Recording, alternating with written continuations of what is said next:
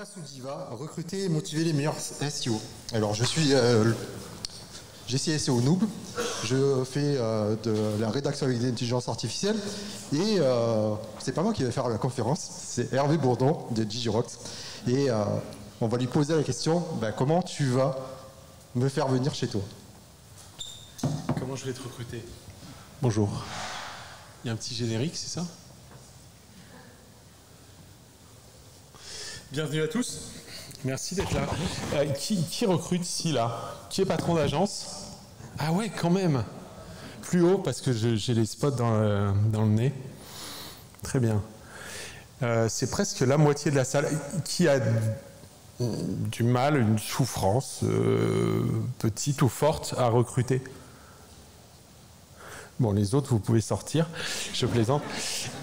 Merci d'être là. Je vais essayer de vous aider. Je vais essayer de ne pas vous asséner du PowerPoint à haute dose, mais plutôt de vous apporter des recettes. Mon nom, c'est Hervé Bourdon. Je travaille pour Digirox. Digirox est un recruteur. Vous avez une petite copie de notre site ici, et vous voyez en haut, à droite, il y a deux boutons, un bleu. Le bleu, c'est pour les talents, c'est pour trouver des talents. Le rose, c'est pour trouver des jobs. Donc en fait, notre métier est assez facile. C'est un métier d'intermédiaire. C'est un métier qui est réputé très très facile. C'est de rapprocher l'offre et la demande. Et c'est de ça dont je vais vous parler aujourd'hui, avec un petit clin d'œil, parce que ce qu'on constate en ce moment, c'est que ça postule pas trop. Alors, je repose la question, qui a des offres sans réponse, par exemple, sans CV qui arrive? Ou CV intéressant, on va dire. Hein. Merci pour votre courage. C'est difficile à avouer, je pense. Vous publiez une offre, il n'y a pas de réponse. Et là, les ennuis commencent parce qu'en fait, vous voyez le temps passer. Je ne sais pas si la situation que je décris est réaliste. Il y a du business qui n'est pas traité. C'est une perte de chiffre d'affaires, c'est un impact vraiment négatif sur le business, qui n'est pas bon aussi sur l'équipe. Alors, ma question, c'est pourquoi ça se passe comme ça? Alors, je vous ai listé ça quelque part pour que vous puissiez potasser ça ce soir et réviser, rentrer à l'agence en ayant une réponse. Mais la réponse principale, et c'est d'ailleurs très très drôle, parce que tout à l'heure avec Eva, je lui montrais le site, elle me dit « Ah, il y a les salaires sur les annonces ». Je vous le dis, un des premiers leviers, c'est d'afficher le salaire sur une annonce. Ça paraît peut-être bête, ça paraît peut-être très très embêtant à faire, mais même si le salaire est assez bas, vous avez mis le prix sur la salade, parce que vous n'achèterez rien s'il n'y a pas l'étiquette prix dessus. Ça paraît vraiment basique. Je ne pensais même pas vous en parler aujourd'hui, tellement je trouve ça incroyable de ne pas afficher le prix sur un job. Et ça ne veut pas dire que vous allez payer 50 000 ou 80 000 euros quelqu'un qui est chef de projet SEO avec 3 ou 5 ans d'expérience. Ça veut dire que vous avez fixé un étage de prix et que vous allez pouvoir négocier avec lui en fonction de son expérience, en fonction de sa technicité, en fonction de certains critères. Alors après, on a tout un tas de critères qui sont différents, mais ce que je voudrais, les points sur lesquels je voudrais insister, c'est les points pour lesquels vous pouvez demander à des gens de vous rejoindre.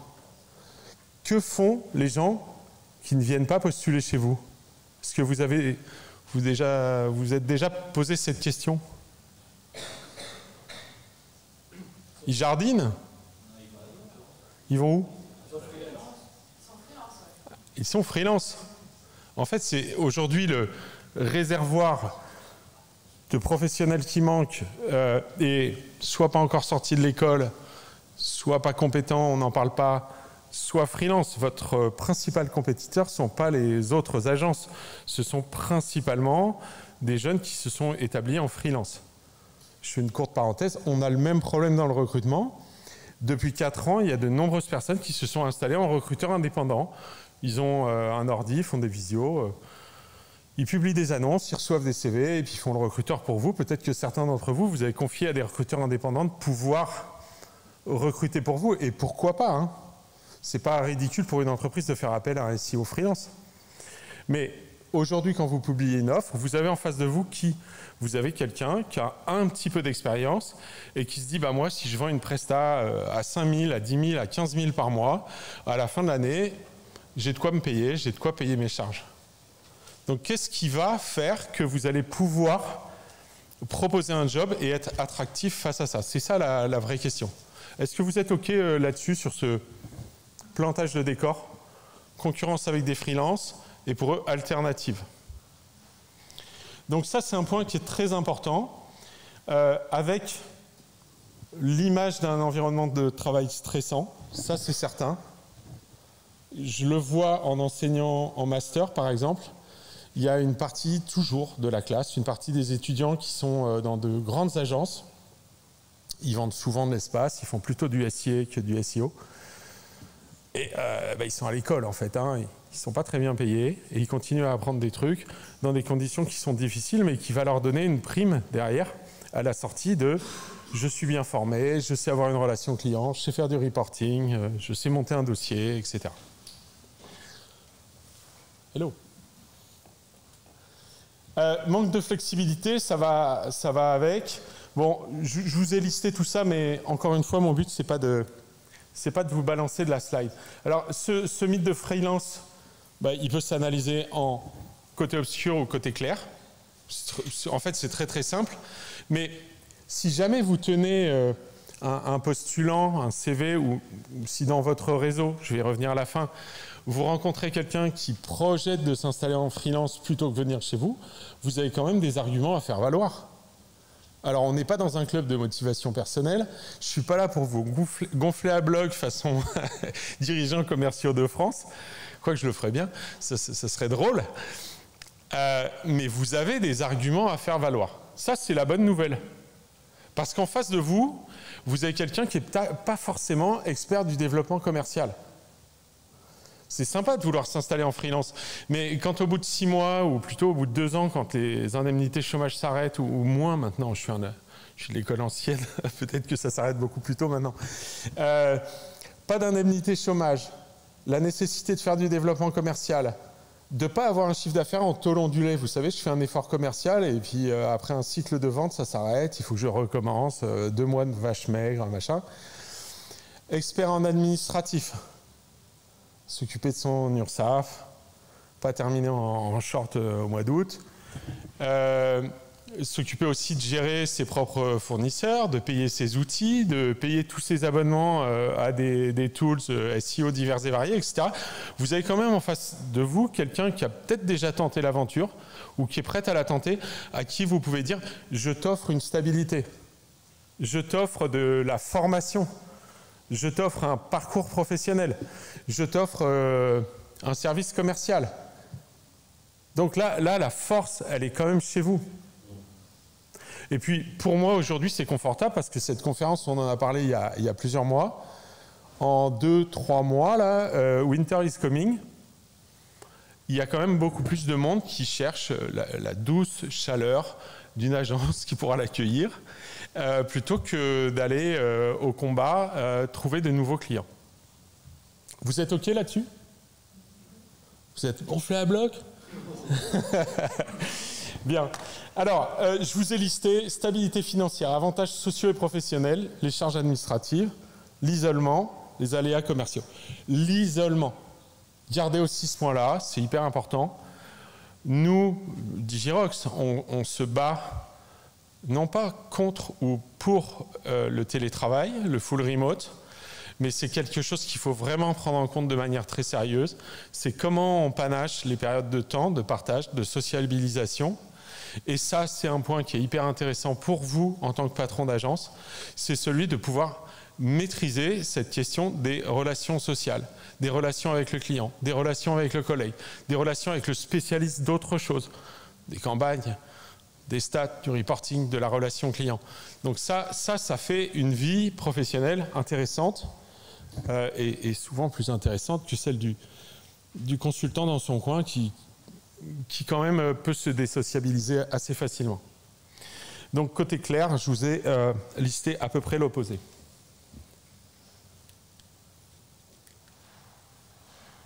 Alors, Qui embauche des zèbres ici? Vous voyez de quoi je parle? Non? Non? Mais moi, j'ai l'impression, mais je dis ça parce que je suis un ancien, qu'on a tous affaire à des HPI, HPE, super géniaux, atypiques, machin. Bon, j'ai pas de jugement là-dessus, vraiment, hein, vraiment. Mais les spécificités personnelles des gens qu'on veut recruter sont beaucoup plus... Il faut être très attentif à ces questions-là aujourd'hui. Je ne sais pas si vous avez lu, mais dans des boîtes américaines, aujourd'hui, il y a des formations pour la génération Z pour les aider à, pour les aider à savoir comment s'habiller quand ils viennent dans des bureaux. Les mecs ont été étudiants, souvent en visio, il y a eu le Covid, machin, ils ne savent pas... ouais, je suis en short. Ils ne savent pas s'il faut venir en short. Ils ne savent pas si on peut se prendre une murge au bureau, la première fois qu'il y a une sortie au bureau. Ils ne savent pas, en fait. Leurs parents ne leur ont pas appris. Ils n'ont pas appris à l'école, ils n'ont pas appris pendant les stages. Donc, il y a vraiment un rattrapage à faire. Et, pardon, parce que vous n'êtes pas leurs parents, vous risquez d'être leur patron, mais ce rôle d'aînesse, ce rôle de transmission, vous êtes là aussi pour l'accomplir et pour l'accompagner, je pense. Et il ne s'agit pas d'infantiliser les gens, il s'agit juste d'être assez clair sur ce qu'on donne et ce qu'on reçoit. Je pense que ça fait partie du deal. Alors, ça va aussi avec un ensemble de données qui sont importantes et qui sont dans le dur très souvent. Les objectifs professionnels. Et je vais insister sur ce point. En ce qui concerne les objectifs professionnels, nous, en tant que recruteurs, quand on discute avec vous pour faire un recrutement, c'est là où on en bave. Je vous jure que peut-être c'est le point le plus difficile quand on prend un job et qu'on vous dit « décris-moi le job ». On a une fiche de mission qui est comme ci, qui est comme ça. Il peut y avoir des éléments un petit peu exotiques parfois. Mais quand on dit quels sont les 3 résultats attendus à la fin de la période d'essai en termes d'objectifs atteints, en termes de réalisation, que tu veux voir de la part de la personne que tu vas recruter, ça reste super flou. Et là, je suis obligé de râler et de pousser un coup de gueule, parce que ce n'est pas normal. Ce n'est pas normal que d'un côté, on se dise « je peux recruter plus facilement quand on met le prix sur le job ». C'est pas normal qu'on n'ait pas clairement, de la même manière, quels sont les résultats attendus. Et c'est pas normal non plus que on ait comment ça s'appelle ça, c'est je me cache derrière mon petit doigt en disant ouais mais tu comprends Hervé, mais c'est pas quantifiable, c'est pas quantifiable. Mais c'est quantifiable. Vous pouvez quantifier la qualité de rapports qui sont livrés à vos clients. Vous pouvez quantifier de l'organisation. Vous pouvez quantifier la façon dont certains audits sont menés.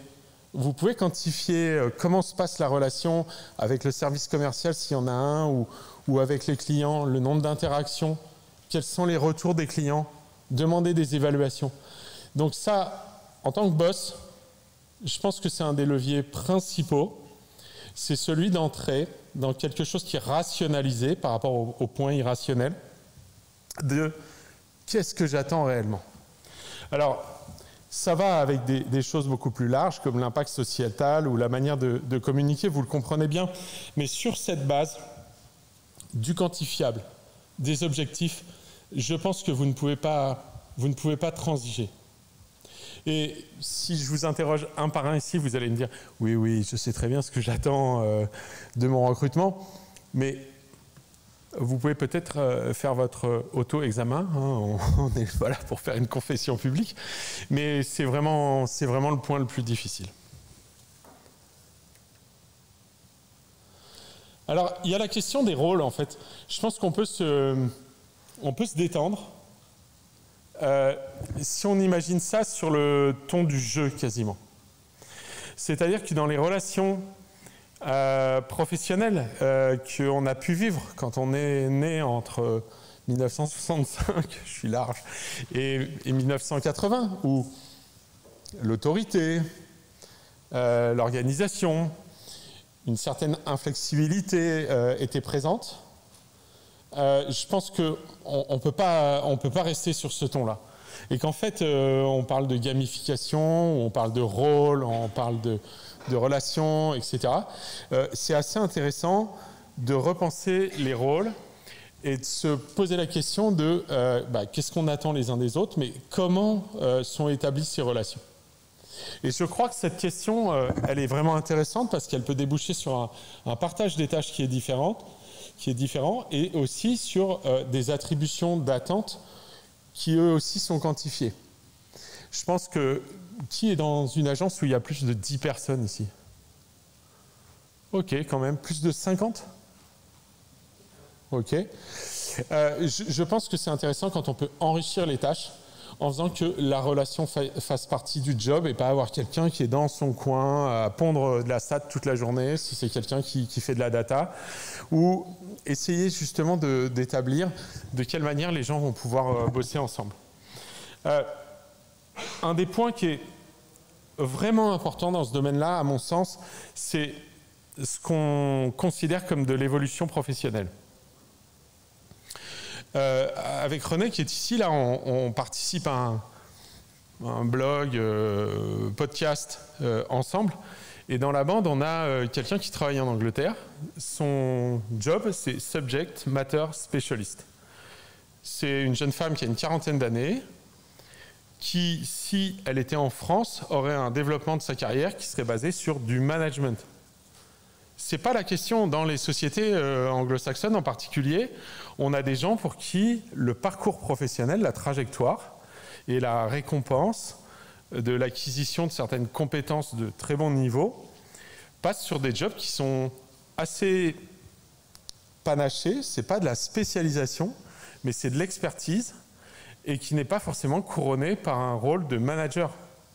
Et ça, là aussi, c'est peut-être un coup de gueule qu'on peut passer, c'est qu'on constate encore très souvent que dans les structures, et ça freine énormément le recrutement, on a quelqu'un qui a été récompensé de son expertise, du chiffre d'affaires qu'il a pu ramener ou des gros dossiers qu'il a réussi à sortir, pas un rôle de manager.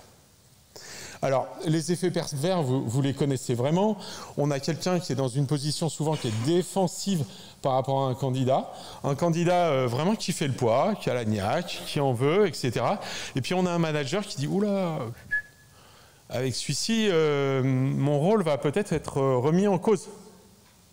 Ou qui n'est pas capable, simplement, sans mauvais esprit, d'apprécier ce que peut apporter ce nouvel élément dans l'entreprise. Si vous êtes boss dans votre tour d'ivoire, ça va poser un problème. Si la personne qui est en responsabilité du management a cette espèce d'ombre, de doute par rapport au recrutement qu'elle est en train d'effectuer, ça va poser un problème. Mais ça, c'est un point qui est très compliqué à gérer, et je ne dis pas que ça se règle en un claquement de doigts. C'est celui de dire à quelqu'un qui a vraiment une expertise, qui a de l'expérience, qui a des capacités, bah écoute, je te propose autre chose que de devenir chef. Parce qu'on reste quand même, dans l'ensemble, très marqué par cette... comment appelons ça comment est-ce qu'on peut appeler ça c'est très français peut-être. C'est je vais être chef. Mais c'est quoi être chef? Le management, ça s'apprend. C'est pas un galon sur l'épaulette. Enfin, ça fonctionne pas justement comme ça. Donc, les opportunités de leadership, c'est-à-dire de conduire des dossiers, y compris sur des aspects, sur des facettes partielles, c'est un point qui est extrêmement important, accompagné par un manager, accompagné par un chef de projet. Donc on fait intervenir des binômes, on enrichit les rôles et on sort de cette ornière d'avoir un manager qui va freiner le recrutement et empêcher le recrutement de personnes très compétentes.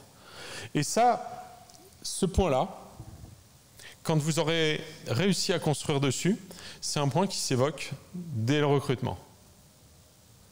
Parce que malheureusement, c'est ça qui se passe. C'est-à-dire que dans notre travail de recruteur, les débriefs après entretien laissent apparaître des carences qui sont parfois très très fortes, Vous connaissez sûrement le problème de ces parcours de recrutement qui se traduisent par 1, 2, 3, 4, 5, 6 entretiens, il faut que tout le monde soit d'accord, etc. Mais surtout, ce que vous ne voyez pas, c'est le débrief du candidat qui, nous, recruteurs, intermédiaires, nous dit « il y a un os quelque part ». Et en fait, ce n'est pas une vue de l'esprit. On a quelqu'un qui nous dit qu'il y a un manque de fluidité dans l'attribution des compétences, voilà, etc., etc. Et puis nous, on a la stéréo, on a une personne qui a fait un entretien, une deuxième personne qui a fait un entretien.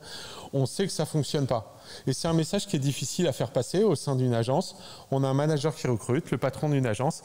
Et pour recoordonner tout ça et retrouver une dynamique, c'est parfois difficile. Donc ça, c'est un point douloureux sur lequel vous devez absolument vous pencher. Alors,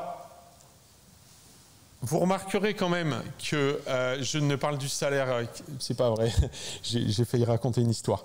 Je ne parle du salaire qu'au bout de 20 minutes, mais en fait, oui, je vous parle sérieusement du salaire qu'au bout de 20 minutes. C'est-à-dire que tout à l'heure, j'ai évoqué le fait de pouvoir mettre un prix sur un job. Et nous, en tant que recruteurs, on est tenté de faire Monsieur Plus de Balzen.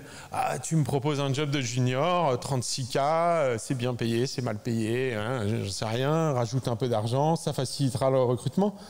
Mais en fait, c'est toujours faux. Qu'est-ce qui se passe si vous mettez votre recrutement sous coque en mettant un gros salaire? Vous allez recruter qui? Comment? Des mercenaires, merci, bravo, pile poil. Vous allez avoir un recrutement de mercenaires. Nous, en tant que recruteurs, cabinet de recrutement, on va se faire accuser de débaucher la personne qu'on vous a proposée 18 mois ou 24 mois plus tard. Vous allez avoir quelqu'un qui n'est pas fidélisé, qui en plus, très souvent, va mettre une mauvaise ambiance dans l'équipe en mettant justement tout sur le plan du salaire. Donc, vous comprenez que le salaire n'est pas la réponse à cette question. Parce que le salaire, alors du coup j'ai mis une grosse boîte de Doliprane. Le salaire, c'est la réponse facile et la réponse mauvaise à la question. Quels sont les objectifs? Comment savez-vous dire merci et les récompenser? Quelle vie sociale vous offrez? Quelle trajectoire professionnelle vous pouvez proposer à votre équipe? Vous comprenez que sur tout ce plateau-là, si vous recrutez quelqu'un qui n'est sensible qu'au salaire, ça va pas très très bien se passer.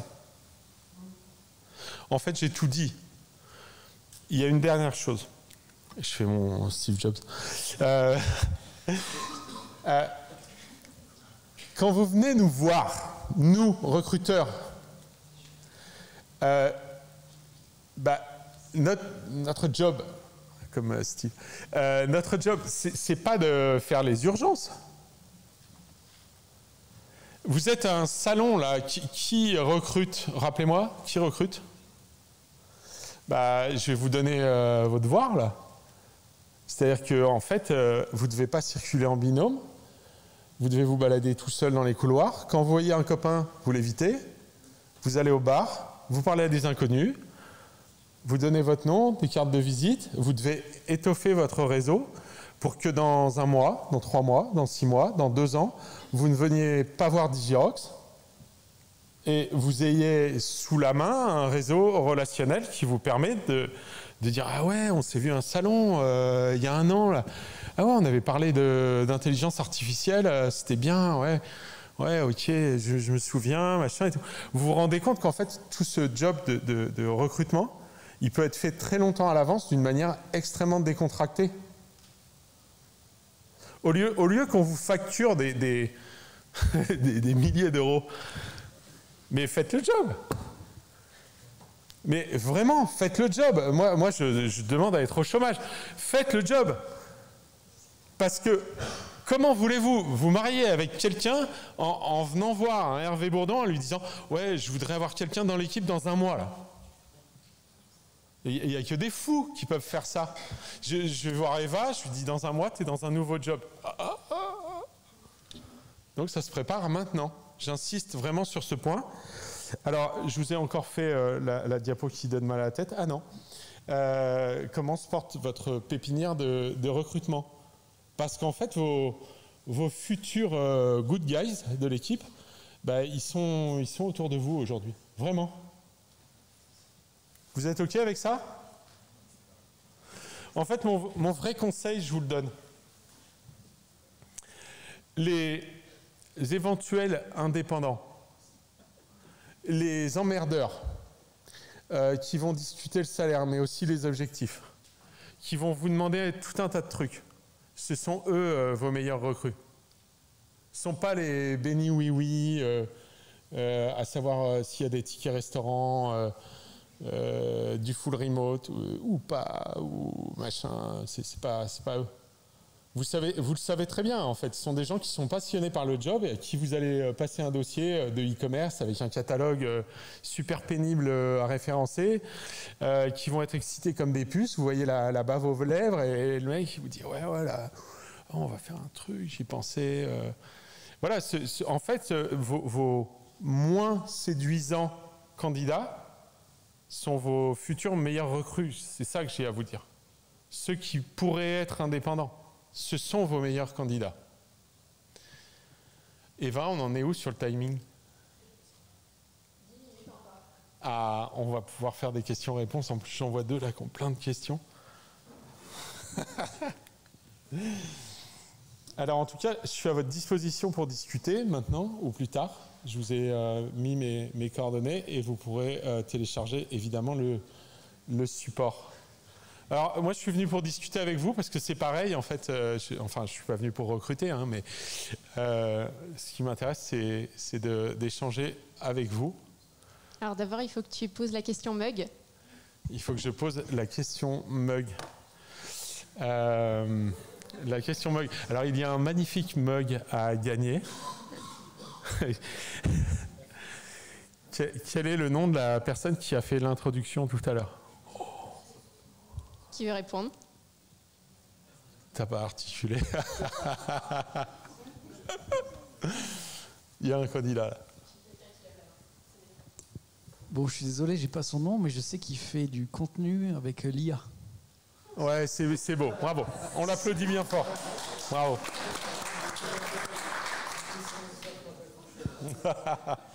C'était bien joué. Je vous donne son nom, c'est Laurent Jean, qui est connu sous le nom de Jessie SEO Noob, ou roi du e-commerce. Ça va Ah, j'ai cru qu'il y avait une question ici. Oui, c'est... Ah bah vas-y. J'ai loupé la question mug. Mais c'est pas grave. Du coup, je me posais la question, on parlait du salaire. Digirox, vous êtes connu pour, sur toutes les annonces LinkedIn, mettre le salaire en premier. Ouais. Et du coup, ça veut dire que ça reste quand même un élément. Non, mais c'est vrai. C'est vrai. En fait, toutes vos annonces, elles commencent par salaire. C'est vrai. Et du coup, c'est, j'imagine, pour accrocher, parce qu'il y a une certaine efficacité d'en dire, bah ok, ça nous permet d'avoir un premier contact. Oui. Ou ça joue un autre rôle. Ou alors c'est une connerie. Alors, tu maîtrises pas parce que en fait, c'est d'autres équipes qui les gèrent. C'est-à-dire qu'en fait, c'est effectivement un déclencheur hyper important. C'est un critère d'attractivité, mais qui ne fonctionne que avec l'airbag et l'ABS. Ce que je veux dire par là, c'est qu'il y a une manière de sécuriser ce point qui est extrêmement importante, qui est, je vous ai dit, débriefer des entretiens, etc. Et aussi collecter pas mal d'informations en amont, avec le manager comme avec les candidats, pour que la discussion sur les salaires soit une vraie discussion. Sur l'historique de rémunération, évidemment, mais ce n'est pas le plus important en fait. Mais c'est surtout la capacité à délivrer, c'est-à-dire les preuves de compétences. Si la personne nous dit qu'elle a fait du référencement sur un catalogue e-commerce de 50 000 références, on va donner un avis positif sur une augmentation de salaire, par exemple. Donc on quantifie chacune des compétences et donc le choix de la proposition salariale est motivé. Donc le prix sur un job, disons le prix, n'est pas le prix définitif, jamais. C'est très rare. Mais c'est un attracteur, oui, qui ne fonctionne qu'avec de la sécurité. Hyper important. Merci. Je t'en prie. Oui. J'arrive. Je fais courir.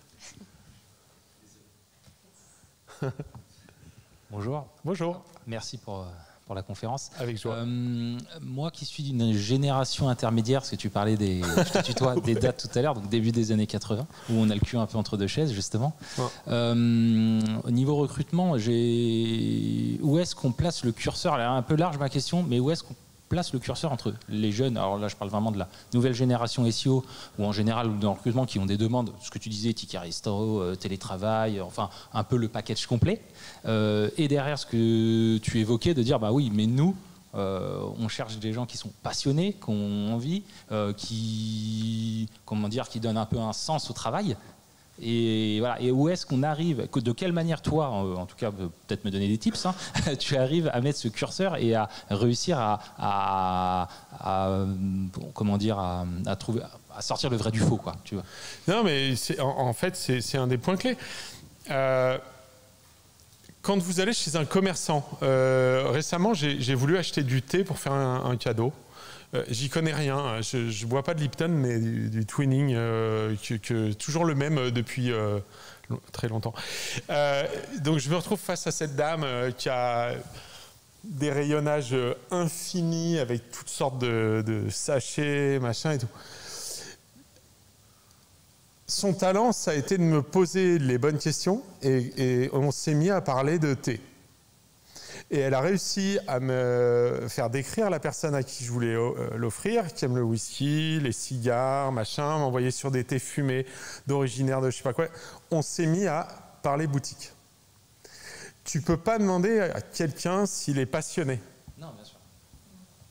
C'est très embêtant. Voilà, enfin pour nous, chez Digirox, on dit que le recrutement est une conversation. Je pense que c'est incontestable, mais c'est un truisme. Mais il faut réussir à engager une conversation, à parler boutique. Et ça se prépare. C'est-à-dire que si on lui fait remplir un document, savoir s'il est passionné, machin, c'est du déclaratif. Faut voir jusqu'où on va dans la conversation. Donc ce point d'engager une discussion entre professionnels est un point clé. Et trop souvent, je pense, les entretiens de recrutement sont basés sur des modèles qui contournent ces questions de parler boutique. Et pourtant, on ne peut pas en faire l'économie. Parce que sinon, on découvre au bout d'une semaine que la personne est là et en fait, on lui parle des dossiers. C'est comme si on lui parlait de je ne sais pas quoi. Je ne vais pas faire de comparaison sciabreuse, mais la personne n'y est pas. Donc, il faut parler boutique. Et on hésite à le faire. Et les grandes agences, souvent, hésitent à le faire. Je parle de grosses agences qui ne payent pas forcément bien. C'est à l'usure que les gens accrochent ou accrochent pas. Il y a un turnover qui est très important. Alors que pour beaucoup d'entre nous, je dis nous avec le SEO, on est des artisans. On aime ce qu'on fait. On aime les mots. On aime tisser des liens. On a le truc dans la peau. Enfin, j'espère pour vous. Ça te va? Ouais, super, merci. Autre question? Faut qu'on se presse? Non, ça va. Non, c'est bon. Ah, c'est très bien. Tout à l'heure, tu évoquais les entretiens. Oui. Pour recruter. Moi, j'avais une question et avoir ton avis. C'est sur la fameuse étude de cas. On le voit dans beaucoup d'entretiens où il y a des demandes à faire des études de cas. Et du coup, ça induit que le candidat doit mettre du temps dans cet entretien personnel pour faire cette étude de cas. J'aurais bien aimé savoir ce que tu en pensais et si tu avais déjà eu des retours de candidats, de comment c'était perçu. L'étude de cas, je vais comparer ça à la prise de référence. Il y a vraiment un état d'esprit. On a des cabinets ou des entreprises qui recrutent pour qui la prise de référence, c'est un peu l'épreuve de l'homme mort. On continue à fouiller jusqu'à ce qu'on trouve une photo sur Facebook d'une soirée trop arrosée. J'exagère, mais pas loin. L'étude de cas, si c'est trouver la faille ou la tournure ou même l'angle global qui n'est pas le bon sur l'étude de cas, etc., je ne vois pas l'intérêt. Par contre, j'ai pas ton prénom. Si je me réfère à ta question tout à l'heure, à côté d'Isabelle, ton prénom. voilà, à la question de Mickaël. Si l'étude de cas, elle débouche sur un débriefing, ou même elle démarre par un briefing qui occasionne une conversation et où on parle boutique, et le candidat, le talent, comprend quel est le métier de l'agence et que l'échange est présent, mais qu'il y a vraiment, je reviens au game, tout à l'heure, il y a un jeu et on travaille ensemble, on ne joue pas à flinguer le type en face. On commence à imaginer comment on va pouvoir échanger et travailler ensemble. C'est un état d'esprit qui est complètement différent. Mais là, c'est aussi un point clé. C'est-à-dire qu'on a quand même à faire sans étiqueter. On a une génération qui attend de l'interaction, en fait. Elle veut de l'intensité, elle veut de l'interaction. Alors autant lui en donner. Je veux dire, puisque qu'est-ce qu'on a envie en tant que boss? On a envie de quelqu'un avec qui on va pouvoir engager la partie et puis y aller, quoi. Vraiment aller au contact. Et c'est ça qui est important. Donc voilà, si c'est pas pour se flinguer, faut y aller.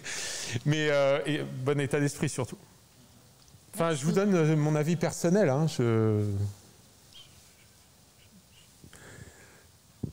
Il n'y a rien d'académique? Ah ouais, alors il y a... Bon, ça vas-y. Bonjour Emmanuel. Moi j'ai une question justement sur la grille salariale ou même grille d'évolution. Ouais. Parce qu'en fait mon sujet c'est même pas est-ce que les salaires sont transparents ou pas. C'est que finalement, tu parlais de fiches de poste, moi j'ai l'impression que toutes mes fiches de poste sont personnelles. Et justement, j'ai eu le cas la semaine dernière où une personne qui m'a dit pourquoi j'ai ce salaire-là. Est-ce que c'est l'ancienneté? Est-ce que c'est les hard skills et les soft skills?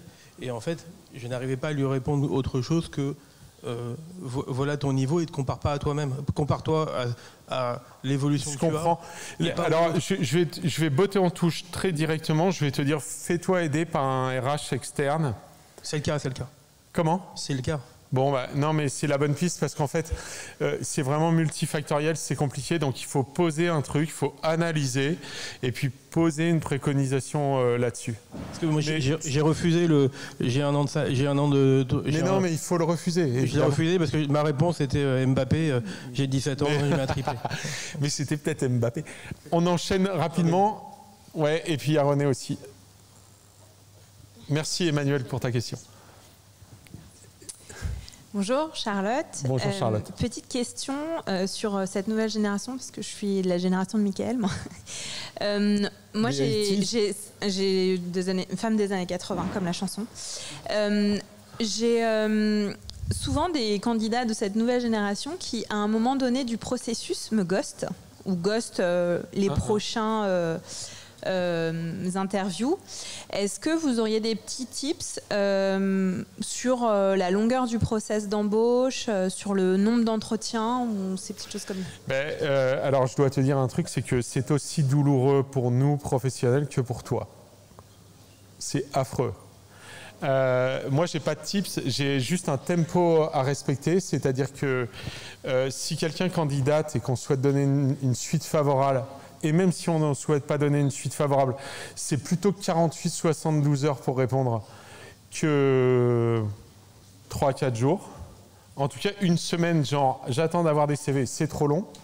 Ensuite, s'il y a un entretien, et même s'il y a plusieurs personnes, le débrief, il doit être fait avant le lendemain midi. Parce que sinon, le gars en face, il est passé à autre chose. Donc, on est presque dans les SMS d'une relation sentimentale. Il faut y aller tant que c'est chaud. Voilà. René, et puis bienvenue. C'est pas moi pour la suite. On parlait de l'étude de cas juste avant. Ouais. Et je me fais la réflexion, est-ce que c'est pas aussi rassurant pour le talent de savoir qu'il va y avoir une étude de cas? Parce que je fais le parallèle avec du côté des développeurs, dans le recrutement des développeurs. Quand tu je sais, on n'est pas sur le même domaine, mais quand tu recrutes un développeur, si tu ne le fais pas passer des tests avant, il se dit ça veut dire que les autres qui ont été recrutés avec qui je vais travailler, ils n'ont pas été testés non plus, et qu'est-ce que je vais avoir comme personne avec qui je vais bosser?